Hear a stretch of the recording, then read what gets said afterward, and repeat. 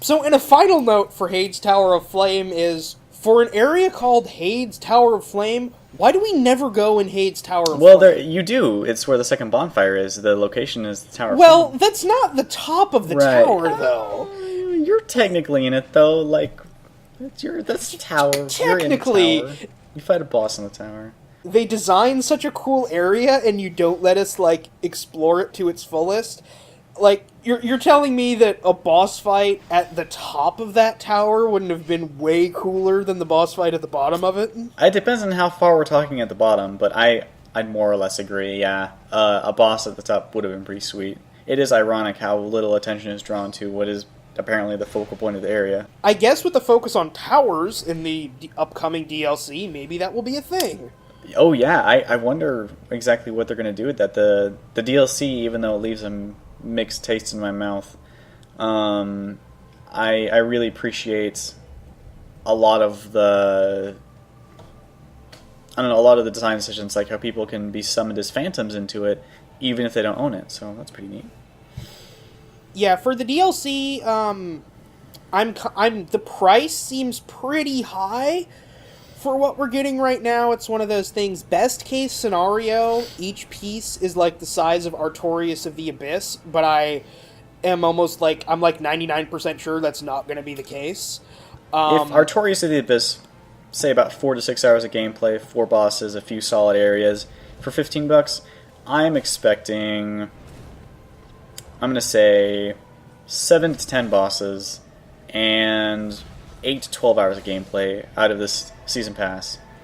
Especially, actually, maybe even more, because it's ultimately about half the price of the game.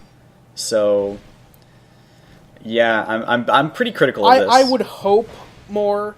My hope right now, and I feel this might even be a little too optimistic, is that each of the 3 areas we're going to get is going to be the scale and complexity of Forest of the Fallen Giants or Lost Bastille, and not like not another No Man's Wharf or a Hades Tower of Flame whoa! I size know we area. haven't moved on to No Man's Wharf, but we're not trash talking it already, are we? Are you, No, we're not. We're not. I'm talking in terms of the size Hey, of the area. If I paid No Man's Wharf is Nope. is small, but it is dense, man. No Man's Wharf is a cool area, and it's actually one of my favorite areas in the game. But the size of it, if I paid $10 for that, I would be quite Okay, disappointed. I wouldn't pay $10 for any single area, but if it was an area in a $10 DLC, I think I'd be pretty satisfied. Yes, that would be fine.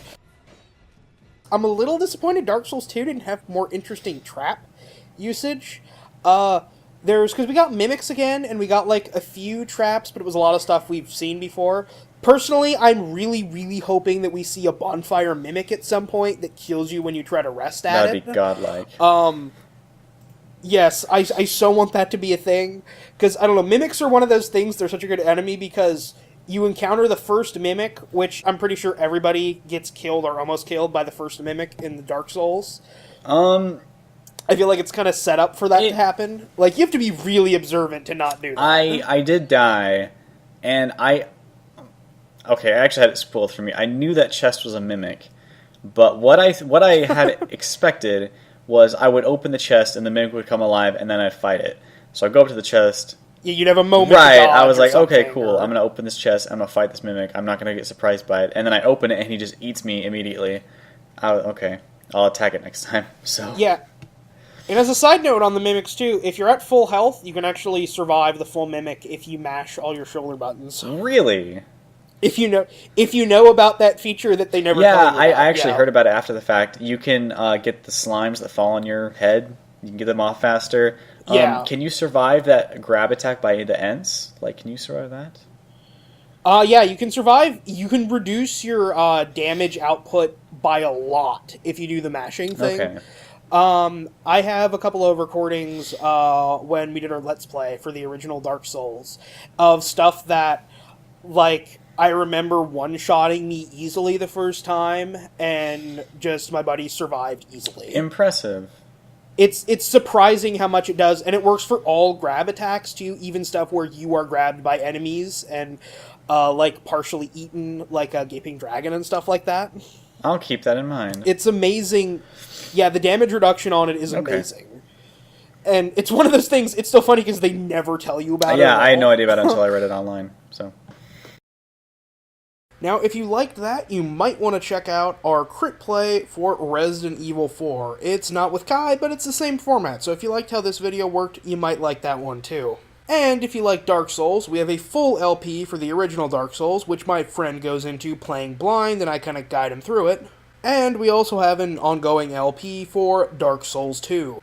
Kai also runs a few Dark Souls related things online, and I've tossed some links in the description of this video where you can check out his stuff.